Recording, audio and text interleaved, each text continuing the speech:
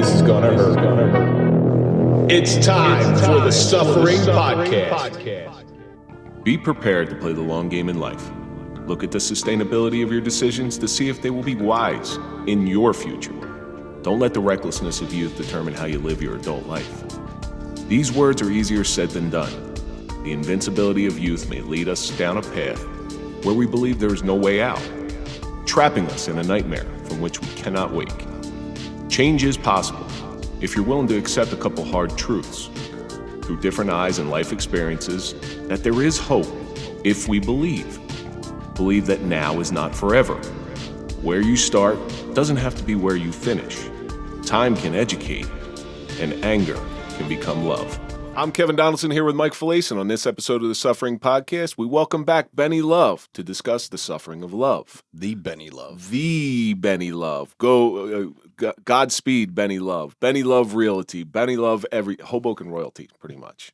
Thank you. Well, Benny And sitting alongside more Hoboken royalty. that's Hall of Famer. Hall of Famer. Show the ring. Butch Sanchez. Promote it.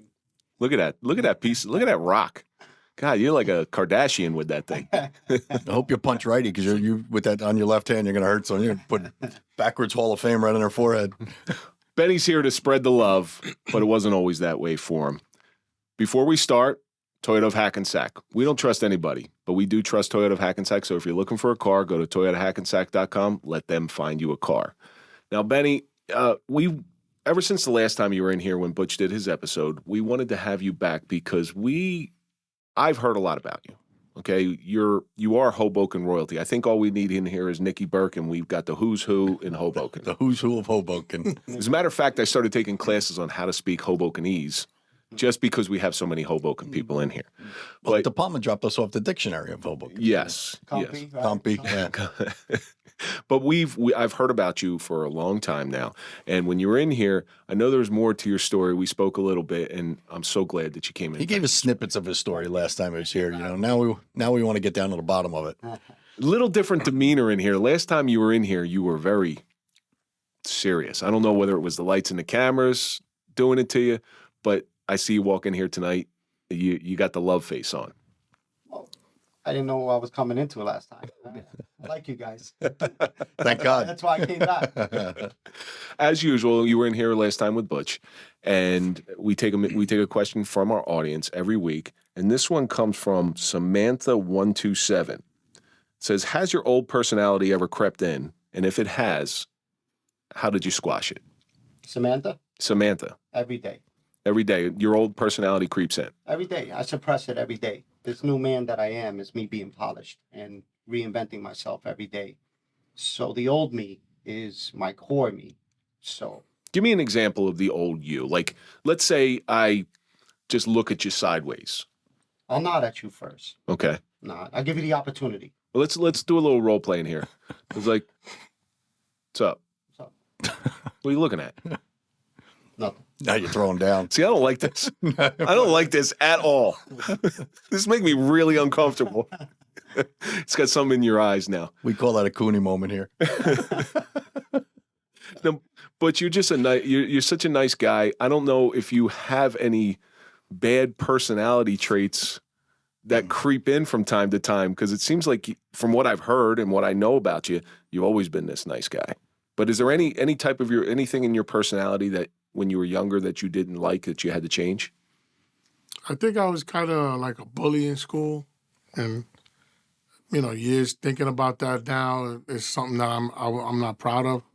But me and my brothers, all we did was fight since a young age. So going to school, I used to punch everybody because that's all we know how to do.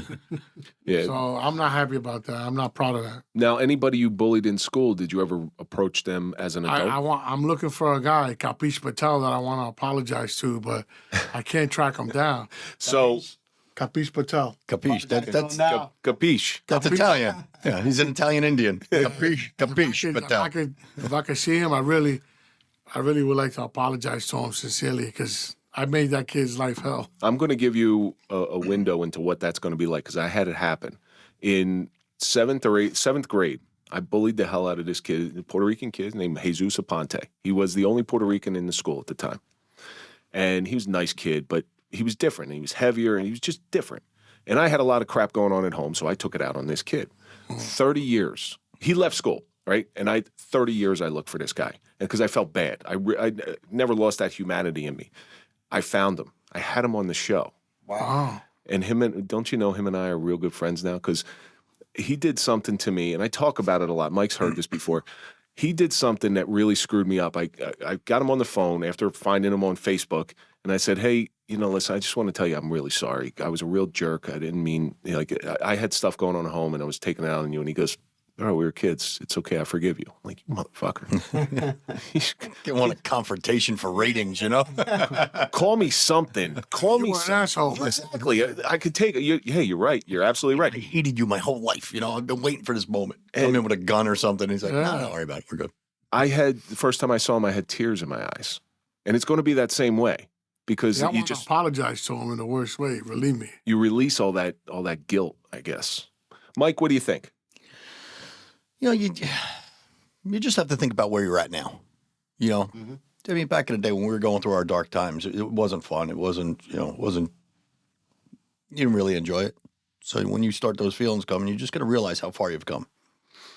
Is there one particular behavior that creeps up every now and again? Oh, anger.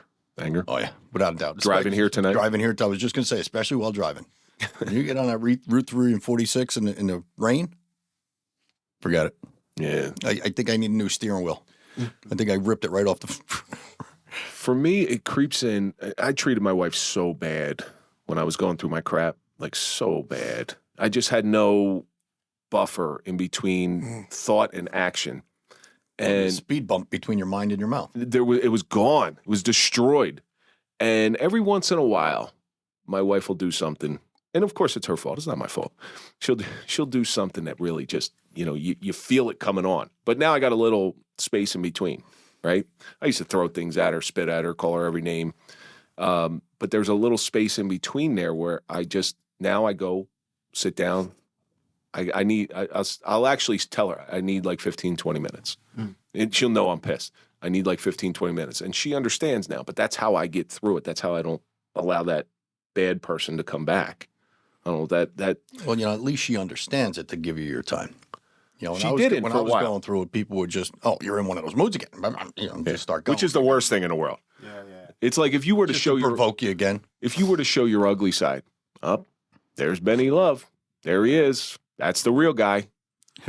Benny Hate came out, not Yeah. Benny Love. No, I fight that every day because I'm not always around positive people. Things happen, but I'm trying to win. I lose every time though. Like, guy took my parking spot in Restaurant Depot one day and he ignored me. So I knock on the window. I'm like, oh, you took my spot. Like it was obvious. He's ignoring me. I was like, all right, listen, I'm gonna park over there. I'm gonna leave a little box. We're gonna fight. Like it was that easy. Now, there was never a fear or a hesitation because you can take the kid out of the hood, but you can't take the hood out of the kid. Was that sort of what happened? But like I said, I suppress it every day. I still have the old angers. I believe in God and I pray every day and I pray for my strength. And my old instincts are animal instincts because I grew up.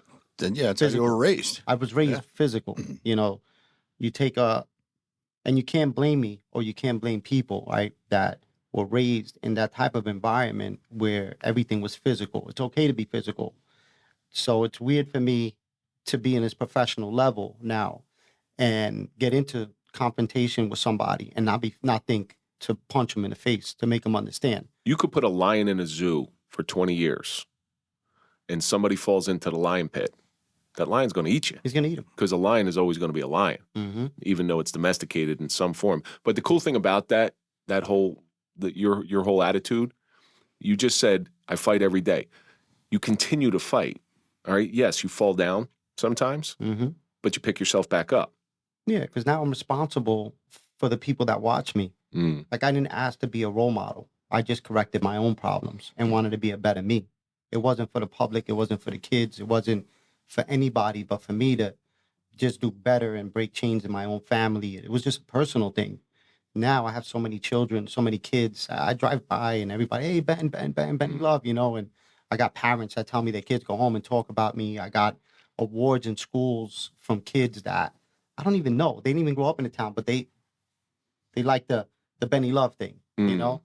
So It rolls off the tongue real easy. it works. Yeah. But that's what I tell the kids that I mentor now. I want you to introduce yourself with your first and last name. People don't know Benny. Hey, you know Ben? No, I don't know Ben. Benny Love. Oh, Benny Love. So introduce yourself with your full name. Right. It Make it important. It sticks in their head and people will remember that. Mm-hmm. Samantha, thank you so much for sending that in. Keep sending in your questions. We will try to get them on the air. So we've been waiting. And again, it's a better part of a year and a half that I've been hearing about you and some of the things in your past. So why don't you tell our audience a little bit about yourself, where you came from? I'm from the fatherless Hoboken. I'm from where even the kids that had a father in their house was because the father had nowhere to live. They were drunks or drug addicts. It wasn't a good home. All my friends, they either had a single parent or if the father was there, he was a piece of shit. My father just was never a part of my life. Being in Hoboken, living in Hoboken, having a social club in Hoboken, but was still invisible. We got burned out of our home. We were homeless. And my mother just kept fighting just to get us a home and take us to school and do as much as she could as one mother, from aunt to aunt to aunt. And then How many kids were in the house? me and my sister. You and your sister, and your father was there. Was he My father was in town. They weren't together. He weren't was together. in town, but it's a square mile. Yeah. Yeah. You're gonna see him, you know. You're going to see him sooner or later. Yeah, you're always gonna see him. So I saw him, and we would just like walk past each other, you know. And I'm Oh, like, not He would even acknowledge it? not even sometimes. That when we were kids, it's weird. That we were talking about this the other day. My father was so ignorant that when we were kids, he picked us up one day, just some random bullshit day, and brought us to the house, and he had BB guns, and he was telling me that I might have to shoot somebody one day. I didn't think about it until after. Like, this guy's a fucking idiot, you know. But Teaching it. How old were you when he was teaching you how to shoot? man, I had to be about 8, man. Like, I was young, 8, 9 years old. Like, I was a baby. And he was smoking weed with his family there and his friends and everybody. You know, that's like the first time I smelled weed. But I always said I wasn't going to be like my father. And I changed my name. I started my own generation. And I did everything he didn't do. I didn't do drugs. I never did any drugs. I never smoked. But all roads lead. I still took a negative route because of the negative environment that I was in. I was raised in the jungle, so I was still killing what I ate. Like Kevin said, you're raised in the jungle. You're still a lion no matter where you go. Yeah, I didn't know. The only kid that had a father was Felix Santiago. Felix. That was one kid. And that father felt, and he's a great man. I love that man because I could think back at things he told me 30 years ago, 40 years. You know, I'm 49 now. He taught us, oh, come on, you're going to come down the shore. Oh, he was a communal father. Yeah, he was that guy. Oh, you get on the 4 tracks and look at this home. And we're like, nah, you know, we're going to beat people up. We go down the shore. We're going to seaside. We're just, when he's not looking, we're smacking somebody. We're being ignorant, you know. Yeah. But, you know, he was the only one that was like, he had a job. He's a fireman. And he was like the only dad that we all saw. So he tried to be a dad to everybody. And he probably thinks he failed because we all went to jail and we all did crazy shit and everything. But he won because now we're, a lot of us, doing what he taught us. There's when you see your son hanging around, and you want your son to hang around or your daughter to hang around good people, and you see them commiserating around friends who aren't so good, as a parent, it's an instinct thing. And that's why it's such a foreign concept to me because of the way I treat my kids. I just don't understand how somebody can have a son or have a daughter and not acknowledge them and not try to raise good people. I don't get that. I have a girlfriend who has a son, and I talked to him the other day because he was, you know, at a place. And I told him, I said, listen, I never had a man to hug me. I never had a man that told me he loved me, take me to the park and teach me things. I don't. What I'm doing with my son, with my daughter, with you, with the other kids, I looked around. Oh, let me see how this works. You know, let me see how I can talk it and move. And you had to relearn. I had to learn, period. It's trying to be that father figure that Felix Santiago's father was like to you. Mm-hmm. There's taking in all these different kids and trying to mold their lives. That's I see that with coaching, and Butch, you probably see that in training. You impact people's lives, and you impact people's lives around your community now. It's a good feeling, and now you get it. You like, oh, well, you know what? And you start feeling sorry for those people who lost out on those things, your father included. Your father lost out on something really great, and it was his own fault. My father lost out so much that when he died, I wouldn't go to his funeral. When they called me that he was dying and that he had an hour or two left before they pulled the plug, I wouldn't go. He's a stranger. And I wouldn't go to the funeral because I didn't want to be ignorant to everybody that said, I'm sorry about your father. Yeah. So I'd rather not just be the ignorant one. And you know what? God bless him. I hope God, and I told my sister, because she went, you don't have to go. You shouldn't go. I raised you. I've been putting my life on the line since I was a kid. And it's heart wrenching, man. It really is. I look at my kids and coming from the place where I came from, I will always be there for them. Always. I will work my fingers to the bone if I have to. I always want them to be proud of me, and I always want them to say, my father was there, worked his ass off. And anybody who doesn't, it's real easy to be a dad. Anybody can be a dad, but it takes a real man to be a father. Yeah, for sure. Just like we spoke about that in your episode. You were raised by your stepfather. His dad was his father. You don't have a stepfather. That was his father. One of the things that you said, Butch, that really stuck with me is your family isn't always blood. A father doesn't have to be your birth dad. Yeah. Sometimes your friends are more than family. Yeah. And you wanted to remove that word step from father. Yeah. My dad was everything to me. Yeah. My father's alive. I don't talk to him. I haven't talked to him in about 30 years. That's a shame. He's in Puerto Rico, and there's a lot of Puerto Ricans down there. Yeah. He's just a piece of shit as a person. But like I said, I mean, my stepdad was he taught us everything in life, Yeah. I just don't know how you can have a kid and not It was four of us. not take like Kevin. I busted my ass to give my kids everything they had. Went to all their games. Tried to be part of their lives. You were there for them. My father, I got shot and I flatlined, and I had to get 3 surgeries. On my 3rd surgery, they read me my last rites, and they invited my family because I wasn't gonna make it through. And they said my mother asked me, oh, your father, he wants, not father, but he wants to come. And I told her, I said, listen, if he shows up and I don't die, I'm fucking him up. Yeah, when I get better, I'm going to fuck him up because he don't deserve to see me like this. So I'm assuming this gunshot wound wasn't because you were a innocent standby citizen. No, at that time I was already out of the street. Oh, you were out of it? Yeah, but you know what? It wasn't the BB gun that your father was. No. You know why? No, but the problem with that one was I was out of the street, and then when I was in the street, I was deep in the street, but nobody would shoot me back then. Like Jay-Z says, your reputation. They only test you when your gun goes warm. So people knew I wasn't running around with guns and drugs and the army. I was just shoveling snow that day. Dude tried to rob me. I smacked his gun. He came with a silencer and attack. I still didn't get scared. We're not scared of death. I smacked the gun and he shot me. How did that life start for you? Well, it started as a kid, man. Watching Scarface, The Godfather, and those are your role models because you don't know. Like all you have is these fucking. Well, you see what they have, and you see what you don't have.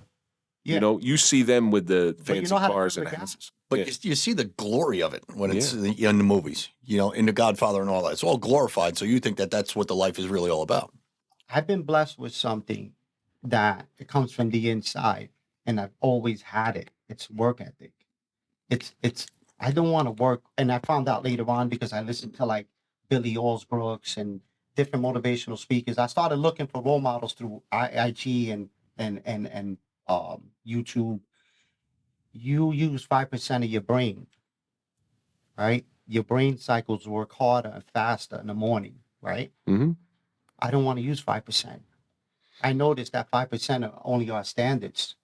Wake up, breathe. They're on a norm. It's just that 5% does exactly what it's supposed to do to keep you ticking, right? So I always dug a little deeper. I didn't know I was digging for another 5% or 10%, whatever it is.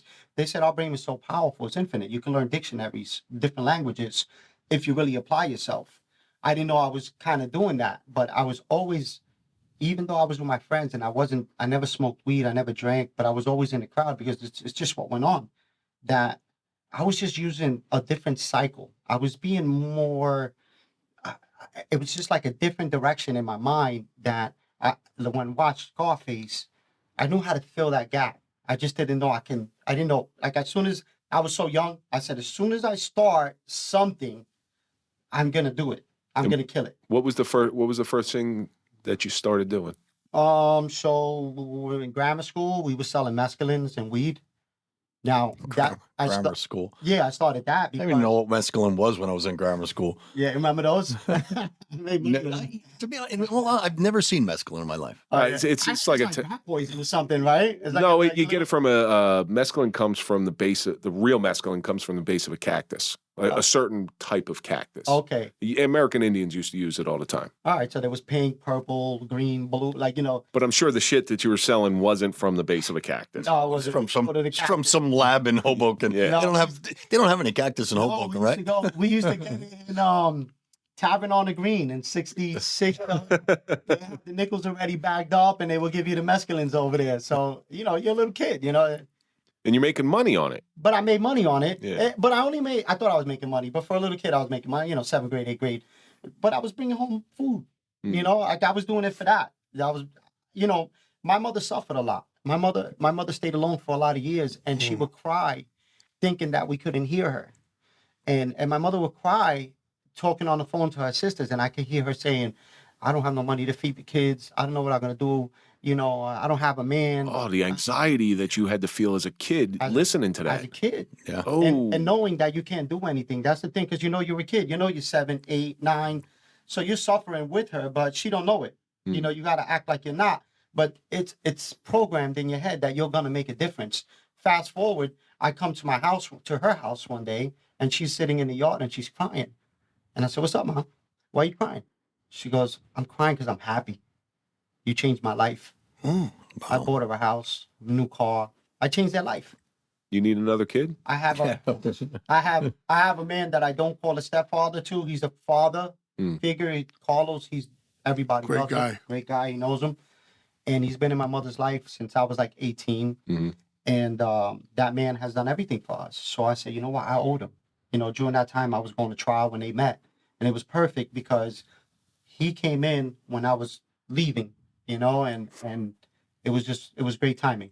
It was nice too, because if you were, I'm sure your mother, who was strong for all those years, needed somebody to lean on. It was perfect. God put him there at the right time, and he put the right person.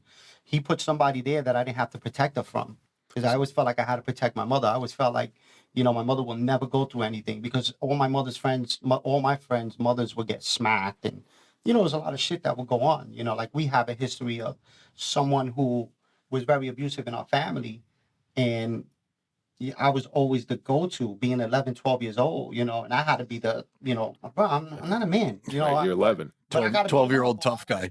You still at 11, you still think girls have cooties. Yeah. I bought a gun when I was a kid, and he found the gun in my room, and he wanted to talk to me. And he asked me, he said, what's that for? I said, it's for you. In my head already, like at 12, I was probably 12 or 13 years old. It was a 22, small, but I thought I could kill him with it.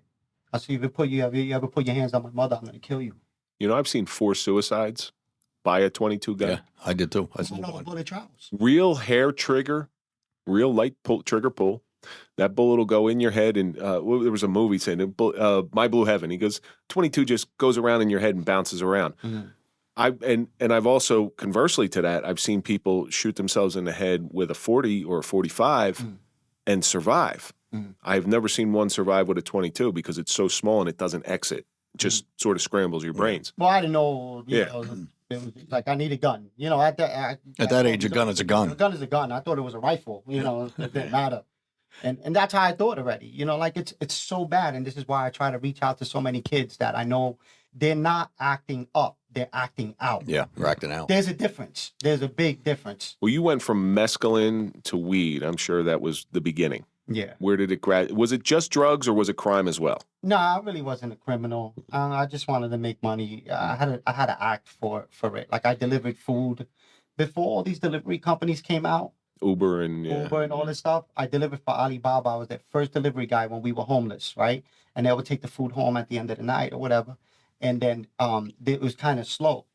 I went to the delivery company. I went to the Chinese restaurant down the block, and I asked them if I could work for them too. I already had the idea, like, all right, let's add this up, Like it was It's your work ethic you were talking about. yeah, that work ethic. Got to keep moving. At that age, I was, hey, you know what? Hey, this is kind of slow. Can I deliver for you too?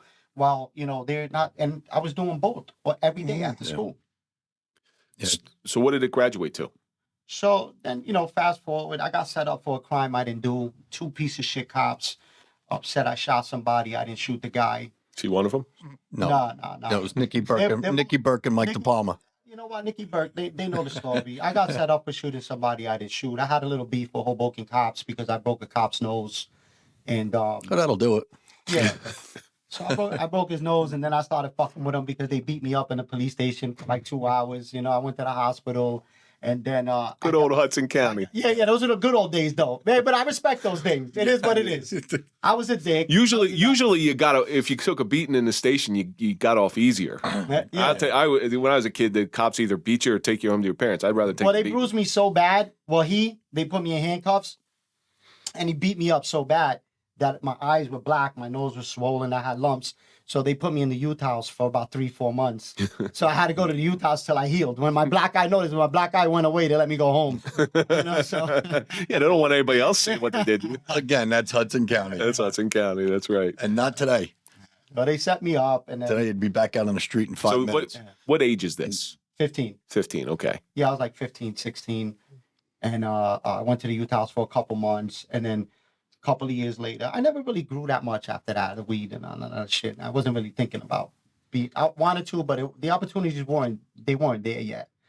Now, I got interviewed to do a life story. This lady that was shopping my story, like you guys wanted to ask me on Lifetime, and I came up with this idea because of what happened to me was making a drug dealer, right? So remember making a murderer? Right? Sure. Yeah. So my idea was making a drug dealer. It's like, I guess they could file that under educational. Yeah. So I go to jail for something that I didn't do. I'm in jail these years. I did 5 years. I'm stressing. I'm asking God to kill me, take me. Like, why am I alive? I can't see my daughter. I'm around all these people. I don't fit in here.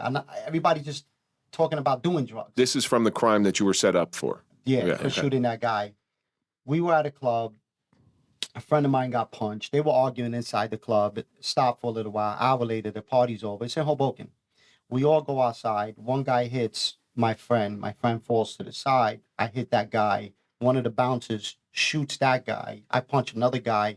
So while I'm fighting, the cops are right there. They throw everybody on the floor. They didn't find a gun on me. The guy leaves, comes back. I'm shot. He didn't know he got shot.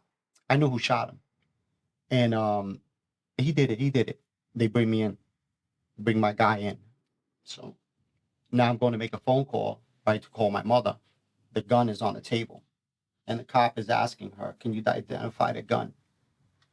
And To your mother? no, To the girl. witness. To the witness. Okay. Yeah. Yeah, you know what the gun looked like. He's questioning this girl, while I'm calling my mother.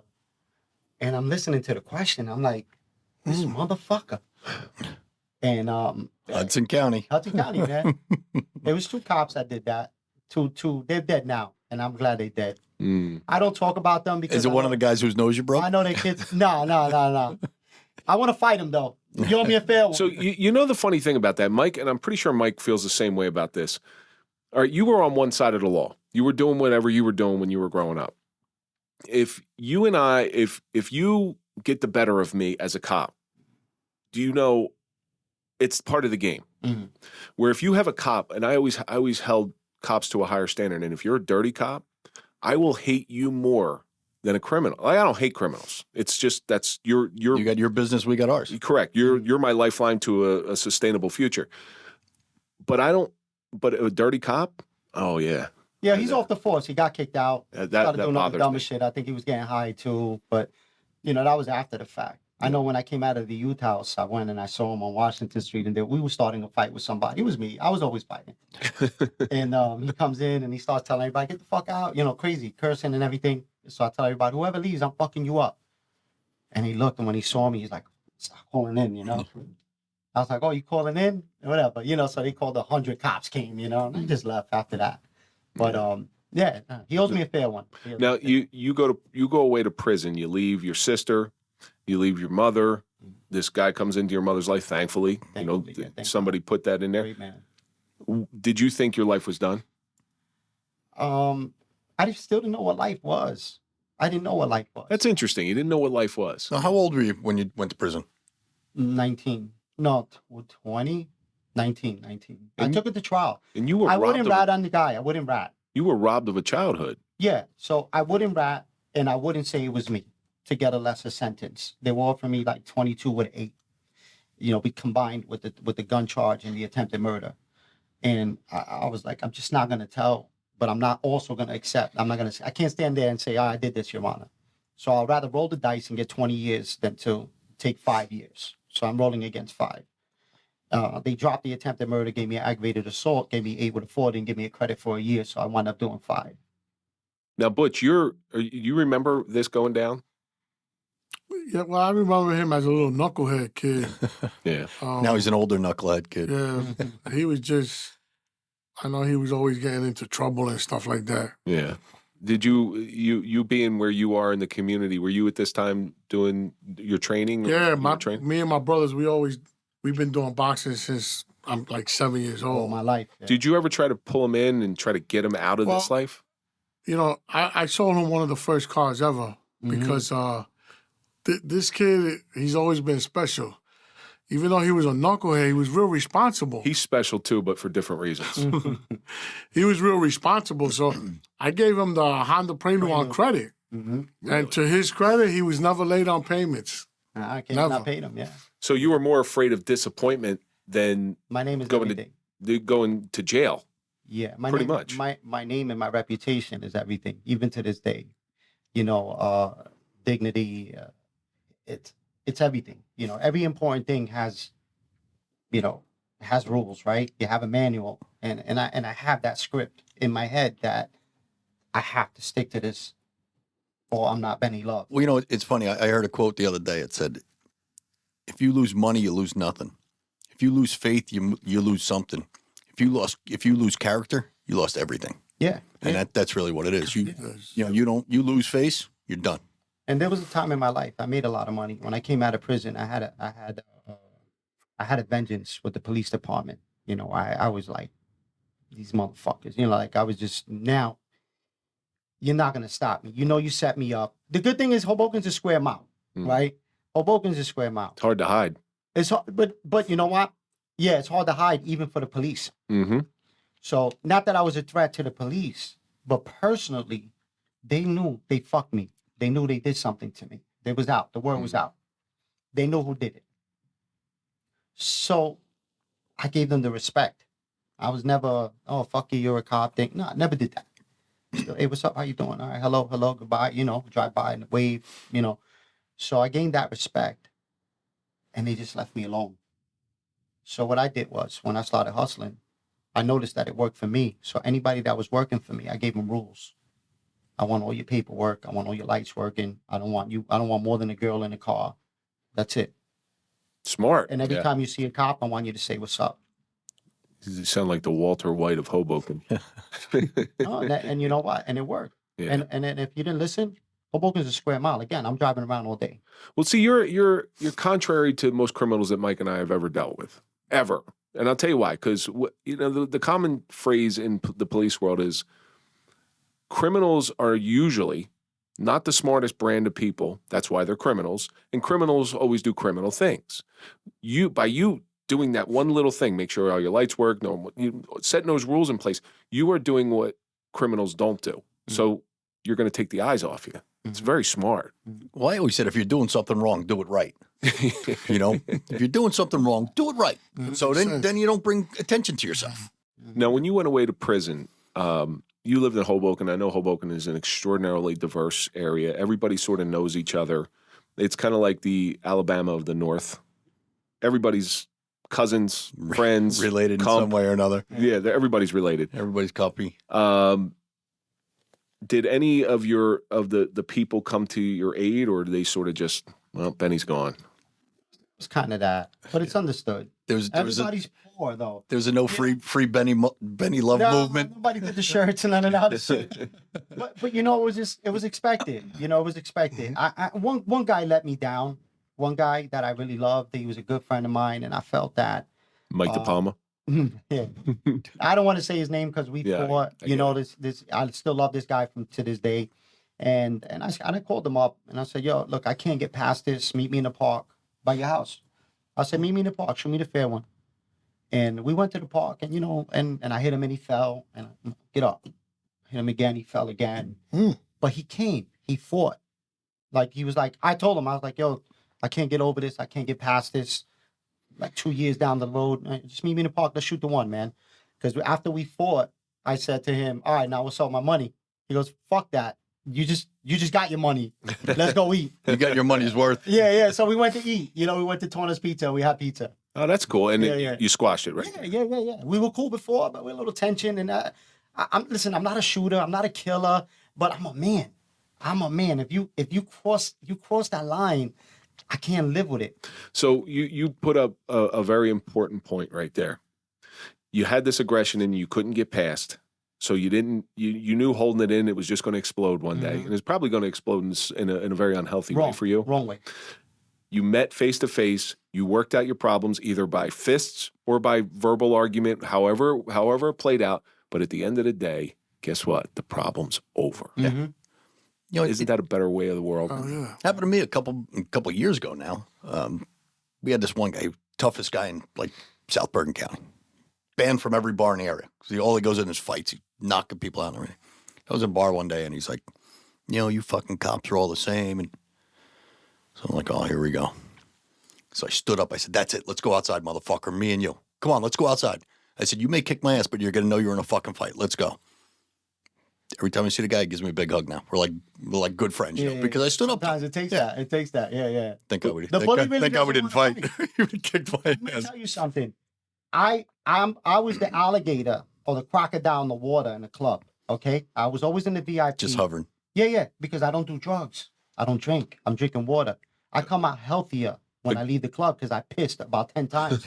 I drank water all night. Again, very anti-criminal what you're doing. Just so you know that. All right. Just if you're going to if you're going to do this Lifetime show, how to make a drug deal, you're going against the grain. 99% of them do the opposite of what you're saying. But I don't know. It's God.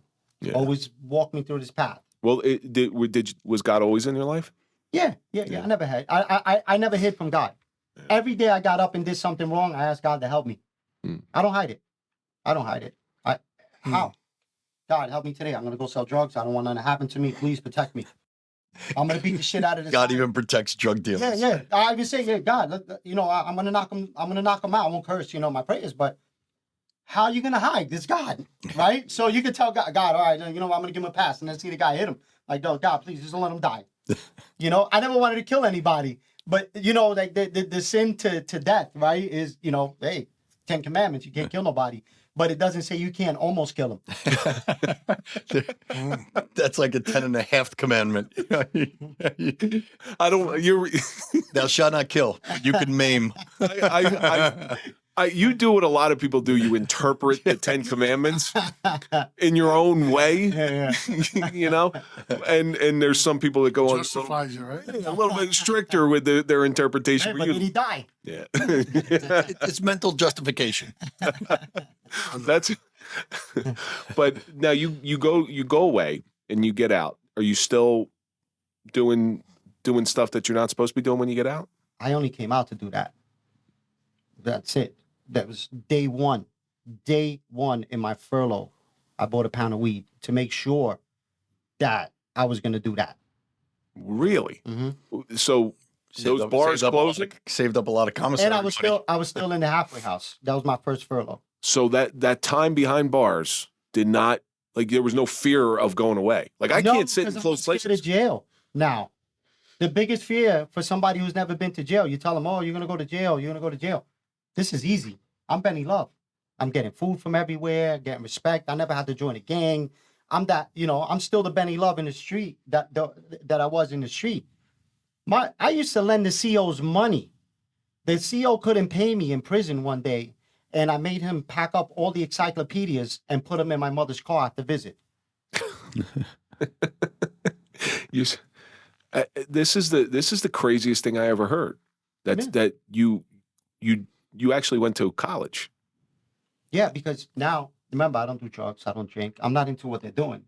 I'm not in the game, so I don't have to be listening to everybody. I'm doing what I want to do. So I said to myself, when I come home, I was getting DuPont registries. Oh, you want anything? Yeah, I want a DuPont. I was looking at Rolls Royces, Bentleys, and houses, islands, right? And I was just putting all of those things. Now they call them affirmations and all this other stuff. They didn't have words for all that back then. It was just, this is what I want. This is what I'm going to do. So much fast forward. I'll go back to that. But fast forward, I went and drove and saw a Bentley. And the guy, I drive the Bentley. I like it. I buy this Bentley. I get the DuPont registry. Is the featured Bentley for that dealership. But for years, Ma, look at this car. Ma, look at this color. Ma, look at this car. It was just, I didn't know it was an affirmation. And then, so, rewind now, I wanted to get mortgages. We don't have families that own houses. So what did I do? I went and I got denied for a mortgage. So he can tell me what I have to do to get a mortgage. So, what's a good faith estimate? You got to put a good faith. Okay, all right, $1,000. Okay, here's a check. Give him $1,000. I know I'm going to get declined because he said, you get your $1,000 back if you can't get a mortgage. I know I couldn't get a mortgage. I didn't know how to get a mortgage. So they taught me how to get a mortgage by denying me. How do I get credit for a car? What kind of credit history do I need? Listen, we're Puerto You gave a Rican. deposit on an education. Yeah, That's right. And if they exactly wouldn't have it. gave me the $1,000, I wouldn't care because I knew that was going to make me money later on. What was a FICO score when you're Puerto Rican or when you're poor? What's a recession when you're poor? There is none. You're always fucking poor. Life is a Your mother's recession. always struggling. Yeah. Now, So- what do you dress? I gotta stop you here for a second. What are you dressing like at this time? There's a reason why I'm asking that. Are you dressing like you're from the streets? Or Yeah. I always dress like I'm from the street. I always dress like this, kind of like this. I never really changed. And the reason why I don't change now is because I want these kids that are like me, that I don't know yet, to feel like they can still reach me because I dress like them. So when you walked into that car dealership and you looked at the Bentley, what was their reaction to you? Well, it was parked outside. The guy comes out. I'll never forget that. He goes, you like it? He goes, you want to buy it? I guess he was being maybe sarcastic. And then He thought you were going to steal it. Yeah, steal it, right? So I said, yeah, get the keys. He goes, give me your license. We went for a ride. I ran my credit. I don't give a fuck if you deny me. You're gonna tell me how to get it now. He proved me. That was Monday. I never forget. I swear that was Monday, and then on Friday I had the car. So if you got denied, did you pay cash for it, or what did you? No. I put a deposit, and and I just paid the car down. So that's the funniest thing. I got a great story about this. Years before I was a cop, I sold cars, and car salesmen have this problem where they qualify. His brother will attest to this because I worked with his brother. They qualify people walking in the door. All right, and they'll look at them and they'll say, "All right, well, I don't think you can afford it." I sold Toyotas. I don't think you can afford a Land Cruiser. Just looking at you, And a lot of people do that. So they walked away from this guy, and I'm looking this guy up in torn jeans. He's got like cheap loafers on, and he wants to drive a Land Cruiser. So all the people around go, "Oh God, I'm not doing this. He's just going to waste my time." So I said, "All right, let me give it a shot." I go up to the guy, and very nice guy. I'm filling out the credit application with the guy, and I was like, "Okay, one of the questions was, what do you make a month before taxes?" And he goes, about 70 or 80. I'm like, "No, not a year. Like, what do you make a month?" He goes, "Yeah, it's a little low, but that's about right." He was an investment banker. You know that guy bought 5 Land Cruisers from me? Damn. And what he told me was, he goes, "You didn't judge me when I walked in the door." He goes into those places specifically Dressed down. dressed down, because he wants to see who is going to give him his time. Yeah. So you never judge a book by its cover. That's the point of that. Like, I see you in here, all smiles, love hat on, and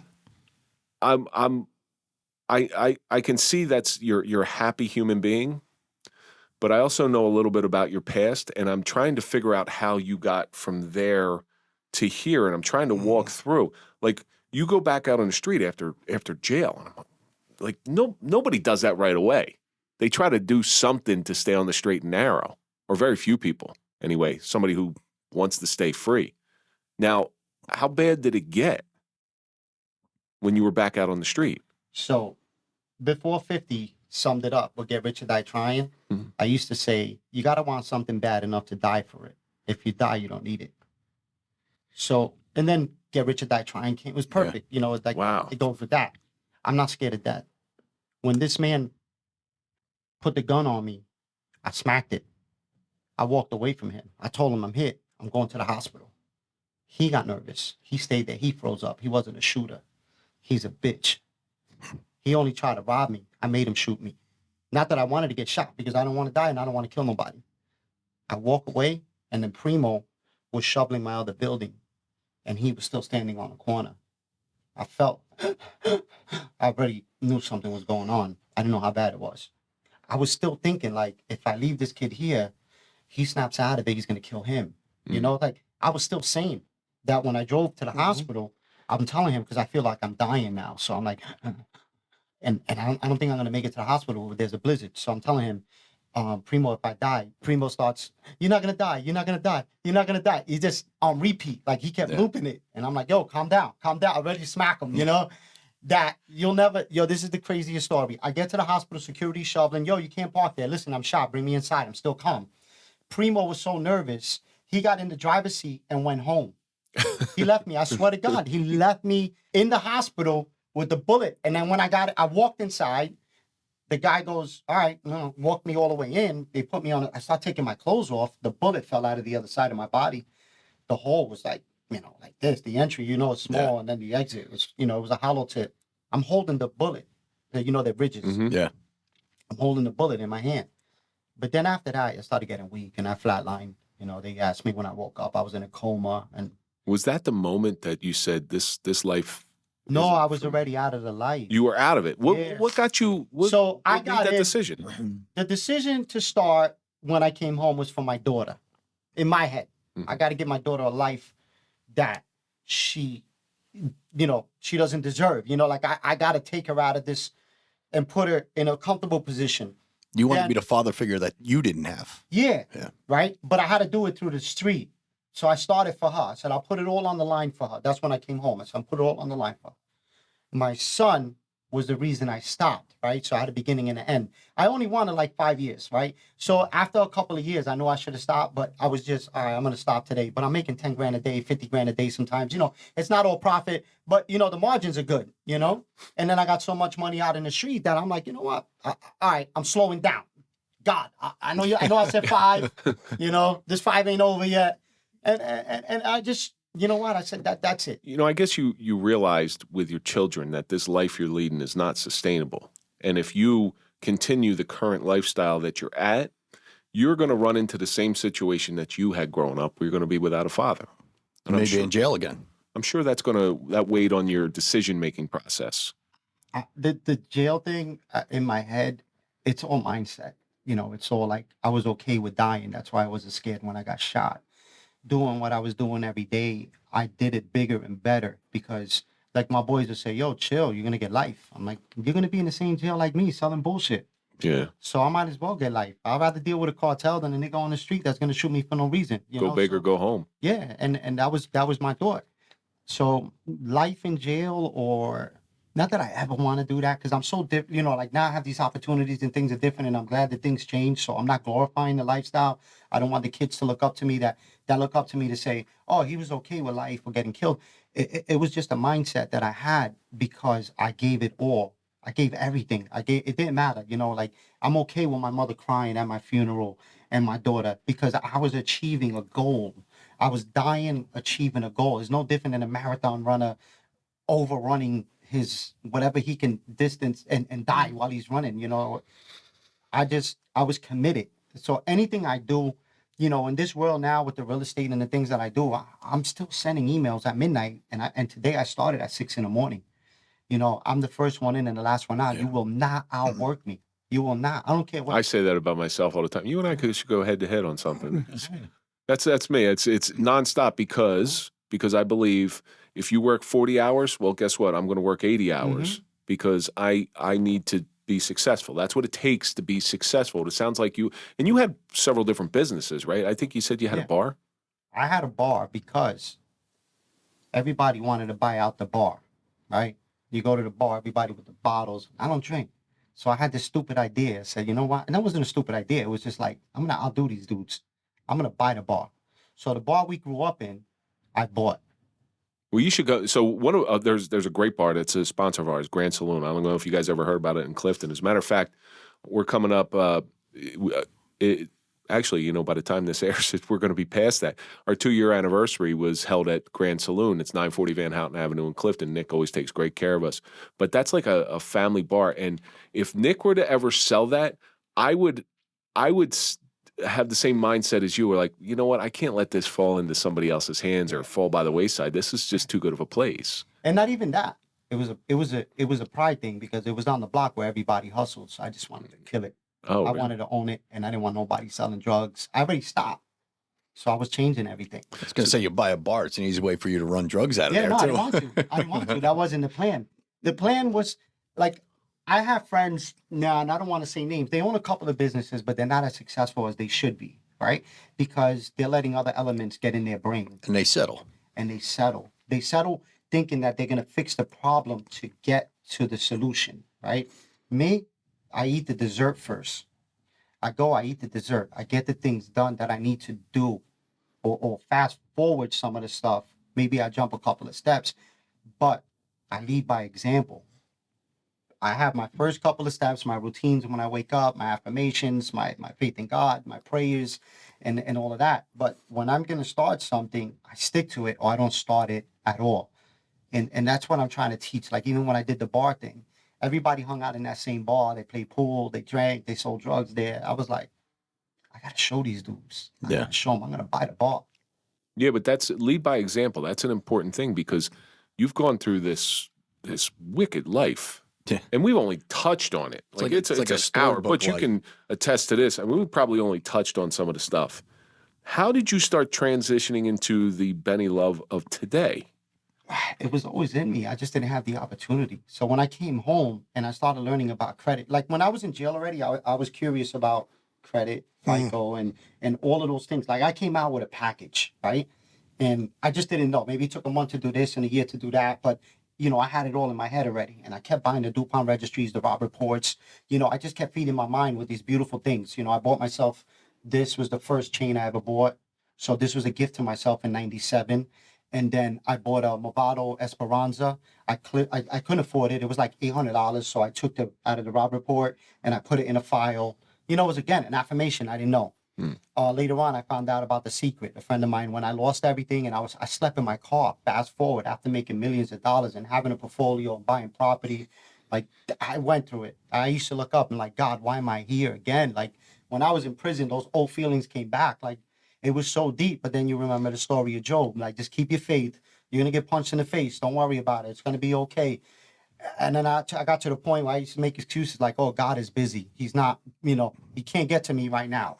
And then it was like, all right, did a lot of bad shit. Because I learned that you're not really judged by the shit you do. You're probably judged more by the shit you think. I was going to say about the shit you don't do. I would agree. You don't do it, but you think to do it. Yeah. So it's done. And God, it's between you and God when it's in your thought. He knows. Yeah. But I would agree with that. When the thought pops into your head, there's the opportunity for action. And you got a powerful message, and I'll tell you why you have a powerful message.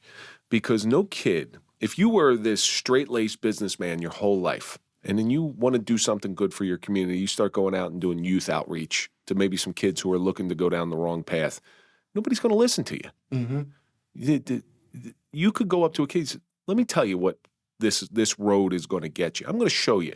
You lift up, you show your bullet wound, you show your scar. And then all of a sudden that kid's going to go, wow, and you got their attention. Mm-hmm. But you'll notice from training young people, the biggest problem with training anybody, with getting a message across, is getting their attention. Yeah, mindset. Mm-hmm. I've been put in a position to own the field house in Hoboken. It's a little stand. It's seasonal. My parents retired. I was awarded the opportunity, and I took it so that my parents could, instead of rusting, you rust, come and work with me over there. And a parent came to me one day and said to me, I walked in my son's room and he was playing a card game and it said Ben Love on the plate. I was like, oh, that's cool. She goes, no, it's not cool. I told him to change it. I'm like, oh, what happened? She goes, I know who you are. I said, all right. So who am I? So she was like, look, Ben, I heard a lot. You know, I'm just nervous that my son is looking up to the wrong person. You're really nice to him and you're nice to the kids. They're always talking about you. These kids are 10 years old. I can see where the parents' trepidation could happen with that because they may think that you're grooming the kids. Mm-hmm.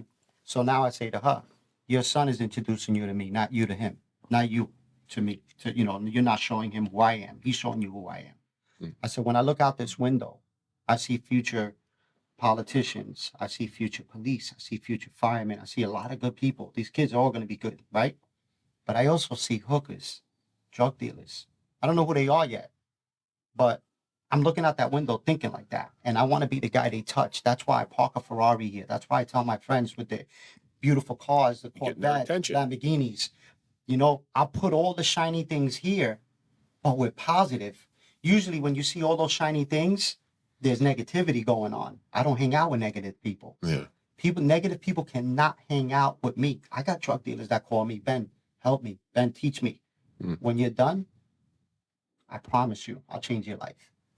You've been where they are, and they're trapped.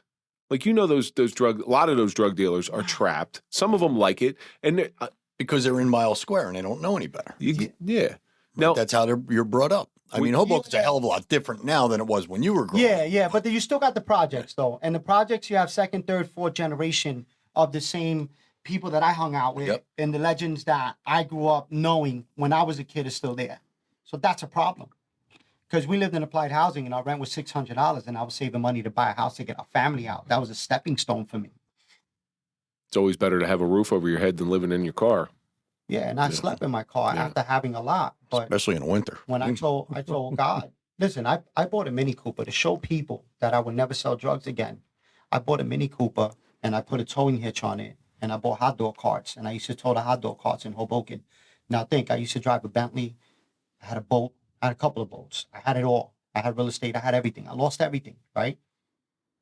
First thing I was asked was, are you going back? No, I'm going to buy a hot dog cart. And they thought I was joking around. And I was like, no, I'm going to buy a hot dog cart.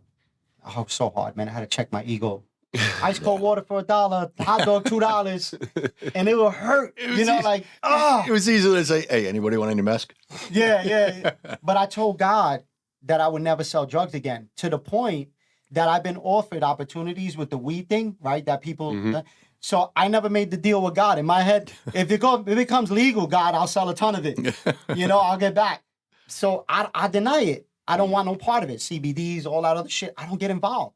Well, somebody just said to me that, even though weed is legal and everything like that, anybody who's ever been hooked on heroin, cocaine, methamphetamines, it always started with weed. Yeah. And why does this person go to get addicted and this person doesn't? And that's the gamble. I tell that to my kids. Back when I was hustling, I used to get truckloads from Mexico, right? But it was, they called it backyard boogie, right? It was just the bullshit. We used to get 3-pound blocks and they were compressed and get I owned the game. I was the businessman of the game, okay? My friend, not to glorify the game again, but my friend who I love, he tells me one day that the gram was $21 when I started, right? And I gave the kid 20 because they used to send this kid over to go get an ounce or whatever they were selling. So I gave the kid $20. And then he goes, you're getting high? My boy says to me, you getting high? Playing around. I said, no, why? He goes, you can't even get high with that.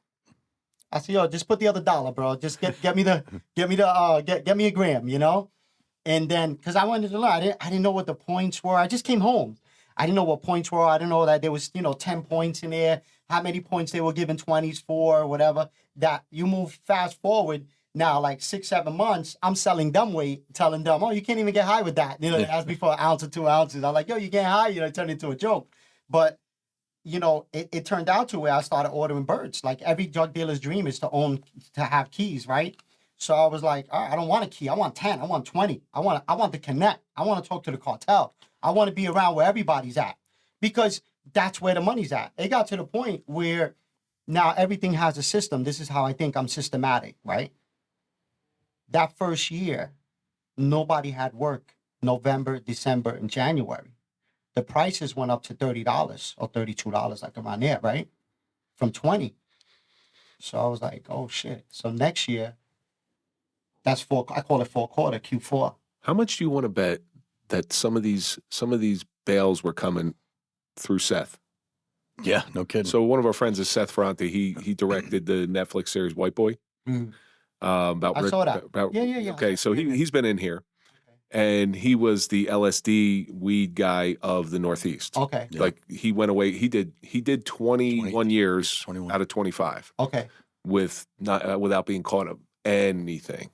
But you know, I've met several people like you in my life who have gone down the wrong road, who have been criminals. But here's my take on you. My take on you is, had you been raised in the suburbs by The lily white community. and had a proper home life, you would have been successful if you were a landscaper. You would have excelled at anything you did. You chose something that's not very good. He's a hustler. But I chose it wasn't like landscaping was an option and drugs There's were an no option. grass in Hoboken.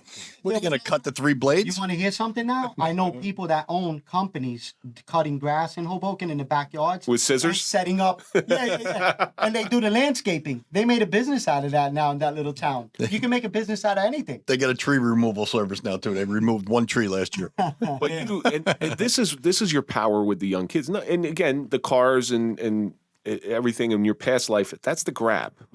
But your mind is what you're passing on to the kids. Yes. Your acumen for business. And like I said, And your story. Your could've- story is going to help kids. you could have done anything in the Yeah. world. And you're 49 now. How long have you been out of the game, out of the My racket? son is 21 when he was born. When he was born. So Yeah. you've been So what I did was I probably had $1 million in work or $500,000, whatever it was, and I just wholesaled it back. I didn't want to sell drugs no more. That's it. You know, I caught a little case which was bullshit. You know, it was like I said, you know what? I've been exposed already. I'm that guy. Like I tell people all the time, when you get locked up, don't think you got over. You got exposed. Yeah. You know. Yeah. Now they're gonna let you do whatever you want to do. Now you got carte blanche. Go become a multi-billionaire. Look, in the game, I figured out that once I caught a case for fucking you up, I'm going to fuck up everybody that owes me money. You want to press charges, because now I'm going to run it concurrent. It's the first case I got to worry about. You could have, I still think you could have done anything you wanted to. And you're proving that. Like in 21 years, you're proving your success. You're proving your status.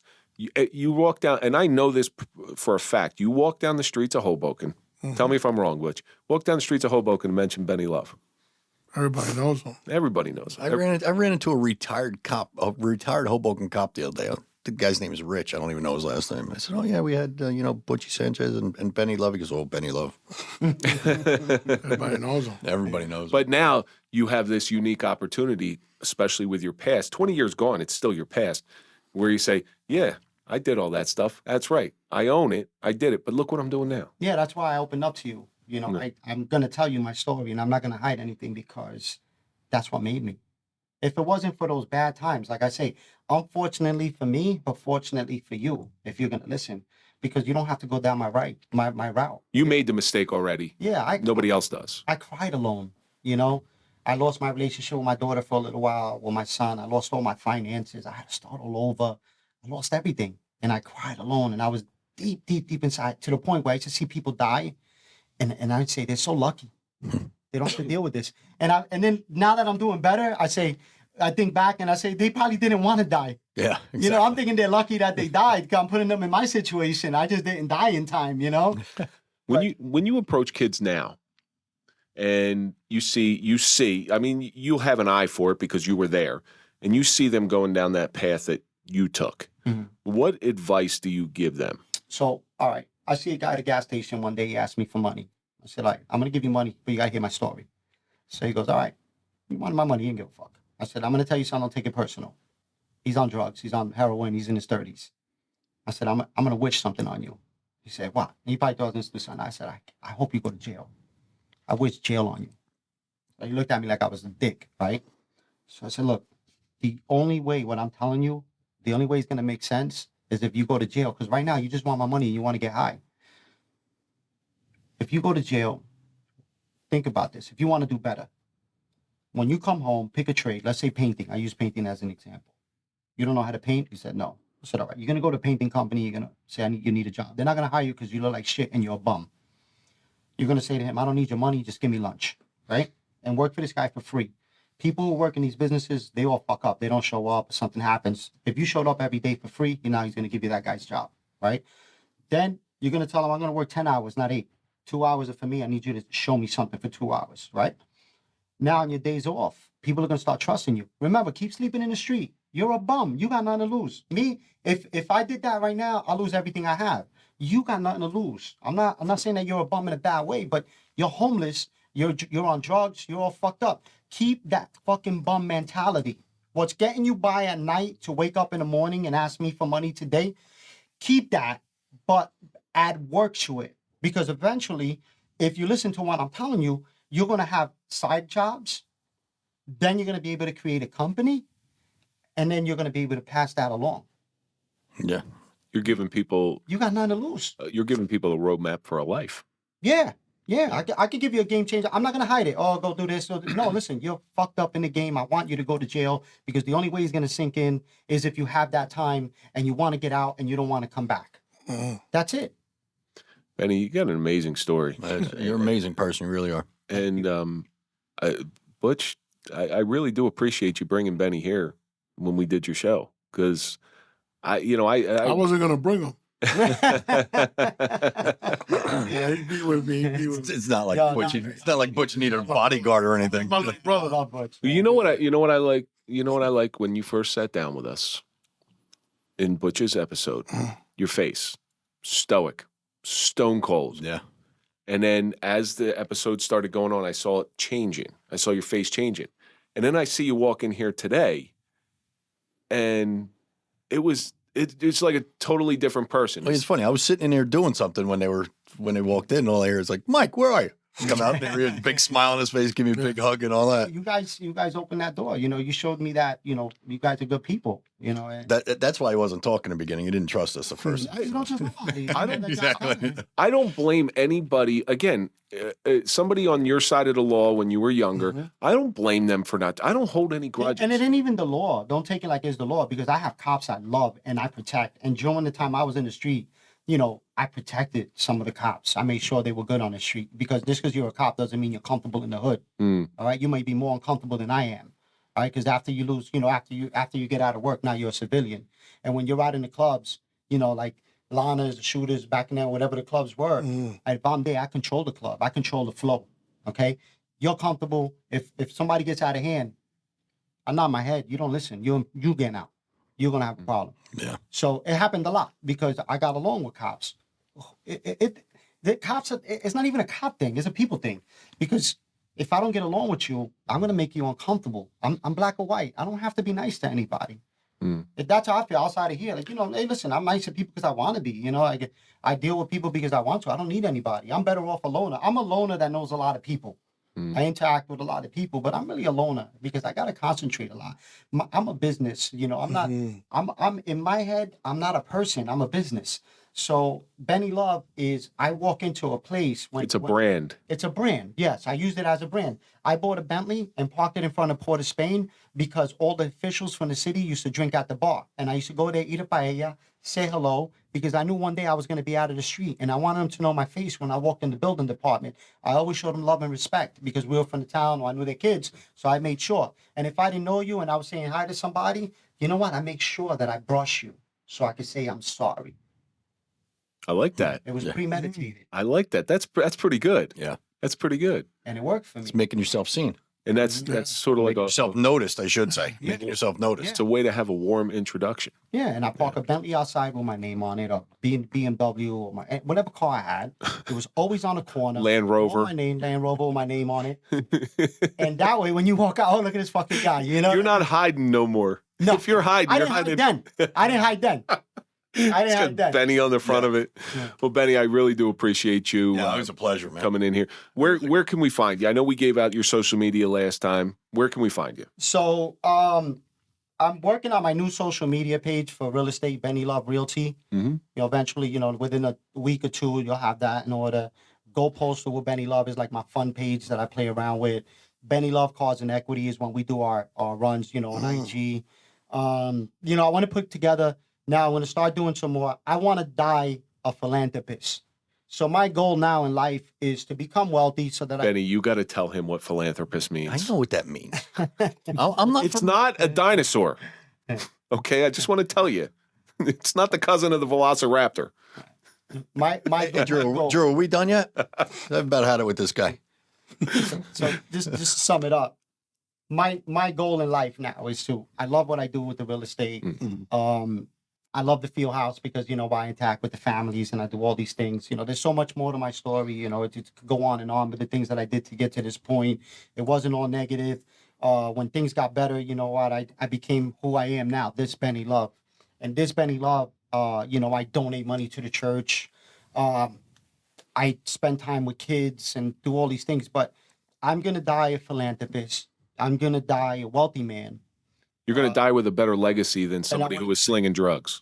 Yeah, because you know what? The drug thing, I think that people will appreciate what I did as a drug dealer because I did it to change my life, my family, and your life, and your kids. Because a man like me is not afraid to live or die. I want to die living, and I'm going to die giving, and I'm going to die expressing myself because I didn't have the proper role models. So my role models were drug dealers and killers. What would I be other than that? CEO of a company? No, they didn't even know. You're the type of guy that I would want to introduce my kids to. Thank you. You want to know why? Because you've seen the other side. Yeah. You know the other side, and you're not on the other side. You're actually so far away from the other side that you're almost on polar opposite ends. And I can express myself about the other side and not be ashamed, not have to feel a certain way to expose my truth, my pain. Like I said, I cried. I cried as a man. The man people respected that pounds his chest and will fight anybody went home and cried by himself because I couldn't figure it out. That's like a great line, though. I don't want to live dying. I want to die living. How many people, right? How many rock stars died in their 30s, but people still know them today? How many people lived to 100 years and they never lived? We say that all the time. Mike and I had our careers cut short because of a shooting. When you have a lot of cops who do 25 years, get the big retirement party, the gold watch and everything, and never did shit, where we didn't get that. But I'm more proud of the things that I've done as a cop. I can lift my head up and look myself in the mirror just like you can look yourself in the mirror. Yeah. Now, Benny, we're coming to the end of this thing here. And there's just so much to you that you've learned throughout everything. You've gone through some really bad times. What do you think the suffering has taught you? The suffering has taught me to not want to suffer again, to become calculated, to become premeditated, to write my day down before, to live with different expectations, to look at magazines I wasn't supposed to look at, to eardrop. Like Playboy? Like those men? No. But, like, again, I referenced the DuPont and the Rob Report, because they showed me islands and watches and names and shit that I never even heard about in the hood, right? But the suffering taught me, I had a great mom, man. I heard my mother cry because she couldn't take care of her kids, not run away. I had a mother that wouldn't let me stay in one-on, and we were homeless because we got burned out. And my sister staying no, we're staying together. We'll all stay there tomorrow. She taught us that unity. That's your rock. My mother's my rock. My That's mother your rock. with me today at the field house and my pops. I call him my pops, Carlos. He's great. So the suffering taught me to teach people to not suffer because I suffered because I didn't know. If there were other routes that I would have took, everybody suffers some way, somehow. But it would have been on level 2, not level 10. Well, thank God everybody suffered because we'd never have the Suffering Podcast if nobody suffered. Yeah, Yes. One thing, it's Change the name. It's like being a funeral director. You're always going to have business. Well, thank you so much for coming in, Benny. This is eye opening. It's inspiring. Thank you. Okay, and some of our episodes aren't as inspiring as others. Butch's, yours was inspiring. You're equally as inspiring. Well, I told you at the end of your episode. I mean, both you guys are great guys. You really are. Thank you. And our reason for living is to give life now. Yeah. You know. Well, speaking of giving life, yeah, that's what we're getting to. so we're speaking of giving life. Our friend Butch Sanchez, you're still in need of a kidney. Yes. All right, we're going to reach out to transplant. we're going to reach out to every avenue, every corner of appreciate the it. earth. That We're we going to can get it go. done. We're gonna get it. We're gonna We're gonna get it. And it's funny too. Talk about how this podcast reaches people. Remember, I put you in touch with someone. Lieutenant called me. Yeah. Yeah. And the guy was trying to help me, but he says, "Look, you're already on the list." Yeah. So I'm on St. Barnabas, which I got to go next week. Yeah, so Do someone the called me and said, I saw the episode. The guy's looking for a kidney here. Have him call this doctor. He's head of Yeah. he takes care He of does all- big surgeries. Yeah. Yeah. Get, so I put get him right organs back. with Benny Love. There's your new business. There you go. Before we go, can I add something? Absolutely. You can have whatever you When want. I moved forward, right, and I started doing the right thing, you know, these are just people that I need to acknowledge in my growth because they taught me things that I said to myself and I said to God, why did I meet them now that I lost everything? And they're teaching me so much. Can't keep anything now. It's like a smack in the face. But fast forward, their lessons taught me a lot. You're always in the right spot at the right time. Yeah, it's weird because I'm like, God, now? Like, why now? Like, I needed them last year, you know, or 2 years ago. And I used to say to God, like, all right, you know what? Maybe I got 1,000 bad days, right? So when you count your numbers forward, it feels like you got to count 1,000 forward, right? So I was like 999, 998. I brought it closer to me, right? And during that time, I met a gentleman called Puppy Raya, right? And I used to call myself, without knowing him, the Puppy Raya of the hood, right? When I started doing my real estate. What's Poppy Raya? That's He's a person, Yeah, he's a Okay. person. right? Through him, I met Kenny O'Neill. When I was a kid, I grew up with the Sciarras, Joe and Mike, and they taught me values, right? That I didn't listen to, like the Santiago that I didn't listen to until I picked up later on. And all of those things, like those people like that taught me all of these little bits and pieces and people that I met through them, right? Taught me so much. One of his friends talked really bad about me one day on speaker. Puppy took the phone and he said, oh, Benny took care of, oh, that fucking thug. Why you fucking bother with that motherfucker and this and that? That night I saw the guy at the coach house and everybody, you know, shook my hand or whatever. He went to shake my hand. I shook his hand. I said, listen, let's go in the parking lot so we can fight. And then we'll come back. He looked at me like I was crazy. He was like, no, Ben, you know what? I'm sorry. I said, I heard what you said. Let's just go. We'll come back and eat, you know? One of his friends the next day called me over, David Anthony. I'll never forget this. He said, Benny, you come so far and I see where you're going. You don't want to be the tough guy. Leave that shit in the fucking, You don't that need to shit be. in the hood. He said, we're all going to fuck you and we're all going to talk about you some way, somehow that you're not going to like. But if I'm scared that you're going to hear about it, I'm never going to do business with you. And with me, you could grow. Mm. And if I'm scared that I may do something the wrong way, even though it's right, but you're the tough guy in the crew and you're going to smack me, you'll never get that opportunity. All you're doing now is just putting that Rubik's Cube together Yeah. So I started. that you've been working on for 40 years. Yeah. So I He's about a started. turn or two away from completing the Rubik's Cube. Yeah, no, Kenny O'Neill, like I said, Puppy, Karen, like Joe, Mike Sciarra, like those guys, Butch. Like I put them all now. I make them all my role models in my head, right? And I pick these pieces and these words and I look at their attitudes and how they walk, how they talk, how they do things, you know?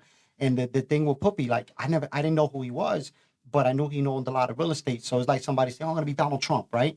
So I'm gonna be the Puppy Ray of the hood. I'm gonna start buying real estate. You know, I didn't know who this guy was. One day he goes to me, yo, Benny Love, come here, I want to talk to you. Big guy, you know, everybody knows him. We're at the feast. Pulls me over, he goes, I want to talk to you. You're the guy that yeah. I said, but you're not talking to that guy. He goes, who am I talking to? I said, you're talking to a businessman and a family man. He goes, I did everything you probably heard and maybe more, but I'm not that guy. He goes, really? And from that day, family. Puppy Raya, about 40 years ago, bought a school building in Hoboken. Yeah. Turned it into condos. He lives there. He lives in his home room. In his homeroom. Yeah. That's pretty cool. There you He go. lives in his home room. Yeah. Benny, this has been great. I really do appreciate you guys coming in once again. Benny, You're welcome back here anytime. Thank you. Anytime. You got something to promote, you throw it our way. We'll promote it for you. And you're welcome to the Grand Saloon on December 21st also. No, they were already there. Oh, they were already Oh, we're there. already That's there, right. guys. They were We already had a there. great time. That was a good time, wasn't it? Great food. The spam was excellent. Remember that thing that happened? Oh, so much fun. We'll talk about that in the next episode. And that's going to do it for this episode of the Suffering Podcast. As always, let's talk about what we learned today. You got to fight every day. A lion will always be a lion. Can't hold on. You can't hold it in. There's power in reality. Your name and reputation is everything, but most importantly, lead by example. That's going to do it for this episode of the Suffering Podcast. Don't forget, check out Popple. Go to popple.com, put in TSP20 for a 20% discount. You can always listen on Sundays before you watch on Mondays. Follow us on Instagram, Facebook, Twitter, LinkedIn. Follow Mike at Mike_Failace. Follow me at Real Kevin Donaldson. And, of course, follow the Suffering Podcast. And we're going to see you on the next episode.